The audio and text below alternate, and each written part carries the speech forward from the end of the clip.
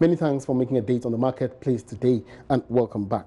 Now, tabletop traders in Kumasi are accusing city authorities of deliberately sidelining them in allocation of shops at the KJTR market. They say despite undergoing registration and validation exercises, officials have neglected them in all engagements on the allocation process. Meanwhile, the authorities are, however, assuring the aggrieved traders a special section of the market has been reserved for them.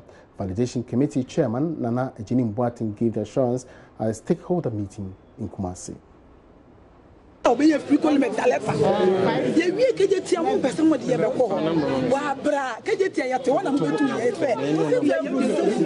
Ajua used to sell on the pavement prior to commencement of work on the construction of the market. She says after going through registration, she has been waiting to be validated only to be told she is not covered. Anajini Boateng, who is also a Mwamahene, dispels the notion of partisanship in the process. In the new structure market, we call them counters. So they are the counters. So there's a provision made for them of the counters. And that is why I did allude in my delivery. The counters and the lockable shops. So those who are in the stores and the shops are the lockable shops. That's why we have defined it like that. And those who are the pavement are the counters. Before. With this now, KMA now is going to write to the presidency through the Ministry of Finance on the selected financial institutions which will be empowered to receive these facilities. They will be the intermediary between the traders and KMA. So that is like to not let it be a burden on the highest bidder. What government is doing is that they will pay on behalf and the facility will be spread for them so that they mitigate anything of their losses and ensure that everybody is a beneficiary. And that's what the president and Otumfo is standing for, to ensure that it doesn't go to the highest bidder. Kumasi Mayor Osesi Benchi speaks of the progress of work so far in the validation process. Now, if we remove the barricade and the drivers start plying the road, it's going to be very dangerous for the traders to be trading on the streets. In that case, then they will be committing suicide, which nobody will want to allow that thing to happen. But you see, the purpose of this meeting again is to assure all those who have gotten their shops or gotten their properties validated. After the validation and verification, the assurance is that they will definitely get it. Reporting for JoyNews, Kwesi Deborah. Let's move on to another interesting development. Now, it's a common sight to see barcode scanners when making payments at bigger supermarkets, restaurants and hotels. However, on the Lagos Avenue Street in East Legon, a suburb of Accra, two women are taking their roasted plantain business to the next level with the EcoBank Pay service. Karen Dodu has the rest of the story.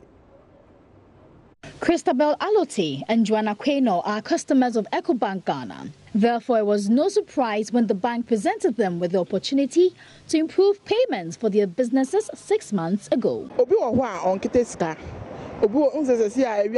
For safety reasons, some people prefer to walk around with less money. With this app, it's very easy for them to buy my roasted plantain.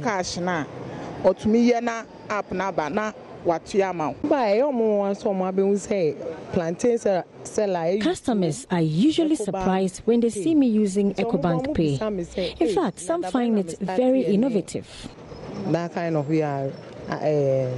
questions. Customers now have the option of scanning the QR code to pay for units of roasted plantain bought or pay through the EcoBank app or EcoBank Pay. For these women, this means money going straight into their bank accounts, and they tell me it's a good way of helping them make meaningful savings for their business. It's beneficial because it helps me save a lot. If people use the EcoBank Pay, the money goes through my account and it helps me. Because the app helps me save a lot. I'm able to keep money in my account straight away and use the hard cash to fund my business. I waited for close to 2 hours just to see if any of their customers will purchase their plantain with a QR code or EcoBank Pay. But to my disappointment, all who visited their stand paid directly with cash. Most of them pay with their own money. Those who come and they have the app, use the app to pay. But are they more than those who use the money? No, they are less. Yeah. And sometimes, what do you tell these customers who come, those who don't have the app? Do you encourage them to use it? Yeah. When some of them come and they see the visa, they ask me whether I take visa, and I tell them no. It's like you using maybe the visa card. When you save at maybe Bank and you don't save at EcoBank, but you have the visa, the way you can use the visa to take money here. So when they see the visa, they ask me and I tell them that it's the same thing, it's the same process. The Ghanaian agenda to push the citizenry towards a more cash-like society has seen the emergence of several digital platforms to ease the movement of money transactions. However, acceptance by the average Ghanaian still remains a challenge. I use it occasionally to send money to family members and their loved ones. And how convenient is it for you? I should say it's very convenient because it saves you the hassle of having to travel to meet with these people to give their monies to. Well, yeah, I use it because sometimes I used to borrow money from them and pay it later, and sometimes too, I used to do my transactions with other people's, and that's why I like it. Governments recently completed the mobile money interoperability platform with the addition of the eSwitch service, which now means people can send money from one mobile network to another, as well as to the eSwitch card. The private sector, particularly banks, are also playing their part to widen the financial inclusion space. Regional Head of Consumer Banking at EcoBank Ghana, Tara Square, explains that since the introduction of the EcoBank app, there has been a significant growth in usage. Since we started this 2 years ago, we have increasing growth in transaction volumes. In terms of numbers, in terms of people who have accepted to take the EcoBank Pay facility as a payment channel, as I said, we are over 10,000 now. And remember that 2 years ago, we started with 0. And already we have over 1,700 express points across the country. So the growth is exponential at this point. Is it where we would like it to be? No, not at all. We look at the population of Ghana, look at the spread of mobile money, and therefore banks still have a lot to do. So there is a perception that going cash-light is a thing reserved for the upper class and the elite. But today, from what we've seen, Christabel and Joanna, both plantain sellers, are taking their business to the next level with the introduction of the mobile pay app. Well, from the look of things, I can say that Ghana is going to go cash-light on so many businesses and services. But the question is, are you ready? Well, for now, I can say I'm not ready because I want to buy some plantain and all I have is cash and no mobile app. But that might not stop me. Reporting for Joy Business, Karen Dodu.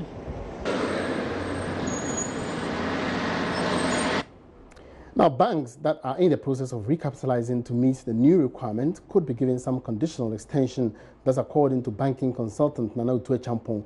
Banks in the country have up to 31st of December to increase their stated 400 million cedi capital or risk losing their universal banking license. But speaking on PM Express Business Editor, with Business Editor, banking consultant Nana Utue Champong argued there could be some waivers for those who are almost done with raising the funds. The timeline that we have now, I put it as 21st December, because after 21st December, you don't have many working days left, and we go into Christmas. So, but what the regulator, I suppose, would like to see is that you have made an effort that yes, you are going to get married, and so they might give you a bit of leeway, but not an extension of time in the sense that to meet the deadline. Nana, I asked this question again about what is going to happen. So if, for instance, I've started the process of trying to recapitalize, then there'll be a grace period for me to do that, right? And those who it's clear that as for this boy, he has no progress. He's not going to make it economically. Then let's let him find his way out of the school. Having regard to the fact that the number left is not that huge. at the time. Yeah, it's not very minimal. We are still looking up to God for that miracle. We can sacrifice those ones. This is live on the marketplace. Let's now do some international business news now. And China has bought soybeans for the first time since the trade war between it and the U.S. started in July, a move that has been hailed as a giant step by U.S. officials.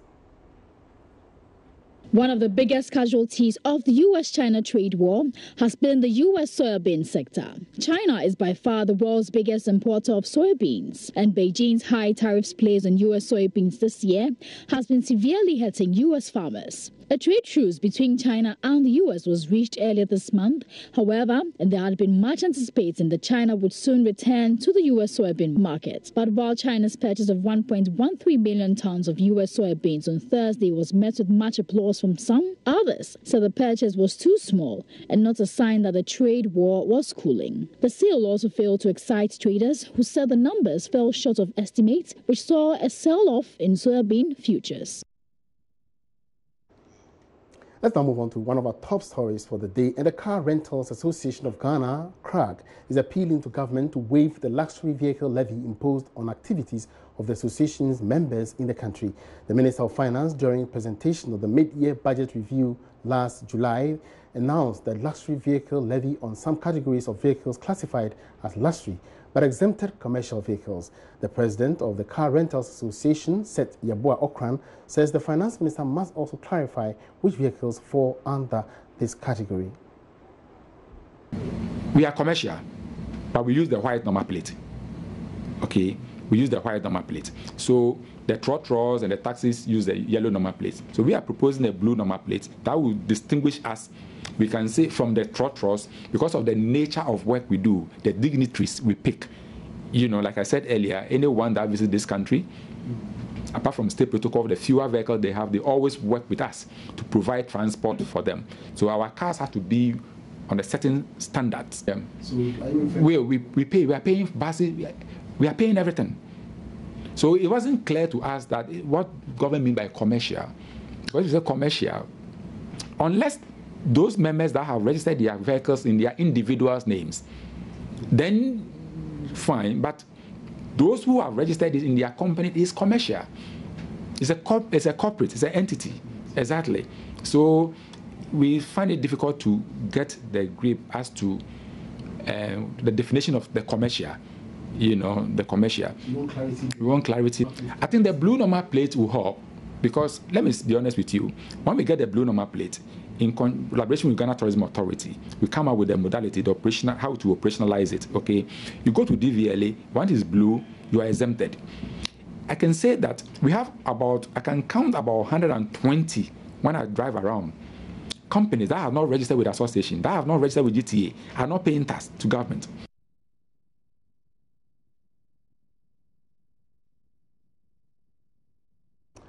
All right, so we would like to stay on this a little longer, and we're getting the views of transport expert Cecil Gabra on this particular development. Cecil, good afternoon. Welcome to the market, please. Good afternoon. All right, so what will be your take on this demand by the Car Rentals Association of Ghana? Because they are saying that their activities should be considered as commercial, and of course, the vehicles that they use are all luxury vehicles and is actually being inimical to their businesses. What's your take on this? Well, thank you so much for giving the opportunity. We should all know that we have laws governing our country. Okay, we have LI 2180, which talks about vehicles, roads, etc. That is the Road Traffic Act. We also have it's Act 583. Now, when you read it carefully, right? I don't have it available, but then I'm just telling you what it is. We are governed by such laws, and then apart from that, no other company, no other association can come up with any other issues which is not in the LI. For instance, if you talk about number plate issues, internationally, red number plate talk about DD, which is called the diplomatic, representing the country in our country. Okay. Now we have the commercial vehicle number plate, we have the private vehicles number plate, we have government vehicles, and all this is stated in the LI.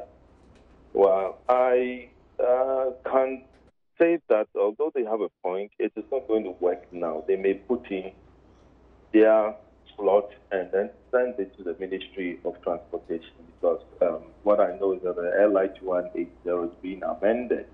Right? Until it is amended, nothing can be done, because someone can take the matter up to court and the Association of Car Rentals could lose. Right? Because I heard my very good old friend talking about the issue of number plates, that theirs could be blue and so on. Exactly. Right? I think that's fine, right? That is fine, but nothing can be done at the moment until it is legislated. Right? Now, Cecil, do you think they have a clear or a clean case in this regard? Because their activities are also considered as commercial, and especially when sometimes they say they actually, supplement the work of the state protocol to actually cart tourists who come into the country to various destinations. So they are doing commercial business, and commercial business operators are exempted from this particular, tax exemption. So what do you think should happen here? Well, you cannot compare their business to that of the state protocol that have got a special number plate SPD for that purpose. Right? The Car Rental Association may be hired for that purpose, and that's a short period of time. Right? If they release issues like having a number plate and so on, it should be abused, honestly speaking. I mean, that's what I think. It is a good thing in terms of knowing the vehicles, but that also brings me to the issue of the Uber vehicles. If you could remember, about 6 months ago, there was a big debate whether Uber must have the yellow number plates to say they are commercial vehicles and so on. But I didn't know where it ended. So this will be another issue on the drawing board for discussion. I think the best thing is that they should put the petition through the Ministry of Transport. All right. Okay, so they can look at it and then take it over to the committee that is looking at the LI 2180 and see the possibility, because that committee has got all the state transport holders. All right. Thank you very much. Cecil Gabra is a transport consultant. Away from that, this weekend on the Executive Lounge, government is being urged to consider the ease of transportation in order to improve tourism in the country. According to Chef Ruby Painsel, promoting the tourism of Ghana through cookery art is important. Chef Ruby Painsel is executive chef at Chapter 1 restaurant located at Villa Monticello, and she's our guest on the Executive Lounge this weekend. We say tourism like people should come here, but we Ghanaians are here, and sometimes it's even more difficult to be able to travel interstates. We are on the buses all the time. The planes are literally just go to a certain cities and town. I think if the transportation can be better, people can really get to know. It is a small country. It is very green. It is very beautiful, but you want to get to places quicker and faster. And I think if we can have that infrastructure where the road systems are better, the train, I mean, sometimes you're in Accra, you want to go to Kumasi. I don't want to go and sit on the bus for 6 hours. Whereas if a train was there, maybe it would have been 2 hours and it would have been shorter and it'd be fantastic. Where in the world, the other places, there's no train, when people are on undergrounds now, and we then have to be all clogged up on this Kumasi to Accra road, full of accidents and stuff, is because there's too much pressure on the road. That's what makes things like that happen. So for me, I'll start with in-house to make sure that definitely the road system and the transportation links are better for us. And most definitely a lot more CCTV cameras on the road and more policing on the road as well. So that to me would be the first thing. All right, so just before we go, some small-scale miners have welcomed the lifting of the ban on their operations describing it as very, very timely and prudent. The Interministerial Committee on Illegal Mining announced that effective Monday, December 17, small-scale miners that went through the vetting process and issued licenses can return to work. My colleague Ebenezer Sabuti was at the launch of the Interministerial Committee on Illegal Mining's new policy on mining. He's joining me in the studio here now. Eben, what actually, you spoke with some some small-scale miners. Yes. How is their feeling? What have they been saying? Let me say it's mixed feelings over here because they've been home for more than a year. Some I think 20 months. Exactly. So yeah. So lifting the ban finally, they kind of have the feeling that yes, work is coming back. Yeah, relief. But also some of them lost investment. They now have to go look for some money and then go back to work. Yes. And let me also go brief into the policy. The new policy indicates that we are not going to allow any foreigner to come into the space. Let's listen to some of the small-scale miners who are engaged over there. Okay. As we say, we are looking at the legal framework, compliance to the legal framework, organization of people, which we, in this sense, is the miners, and then also technology to serve as a catalyst for ensuring that we get that sustainability that we want. So any policy that will come to push and make the industry more formalized, the Association of Small-Scale Miners is always in support of that. Yes, it's mixed feelings. It's mixed feelings because we are happy, we are sad at the same time. And the reason why we are sad is we have lost our investments. We've lost some comrades along the way, of which we hope that they should have been here to celebrate with us. We are happy because it is also a new chapter for mining. And in line with the objectives of the association, as it was very much well espoused by our General Secretary during his presentation, we are going to embark on a whole new way of mining. And I'm using the word new because initially we operated without letting people see what we are doing. We operated without getting the necessary publicity, and we are going to change that. All right, so obviously those were some happy small-scale miners who are experiencing mixed feelings. But Ebenezer, what else does the policy actually address or say? Okay, so there's this new, strategy that that is enshrined in the policy, such that the old ways of monitoring the operations of these small-scale miners are going to change. This time around, they are going to use drones. And if you heard the minister saying, they've trained some drone pilots, who are going to be using this machine to monitor what these small-scale miners are doing. And let me put it on record that on Monday, it's not all small-scale miners that are returning to work. It is those that have gone through the vetting process and given the license and have all the necessary documentation that will be able to go back to work. But if you are small-scale miners and you've not been vetted yet, you've not issued with the license yet, you cannot go back to work. All right, many thanks for that update. Ebenezer Sabuti, my colleague, briefing us on this afternoon's launch of the new mining policy on mining activities in the country. And on that note, we wrap up this afternoon's edition of the Marketplace. It's been great keeping you company throughout the week on the Marketplace. And of course, I'll bring you more business next week. Have a good afternoon.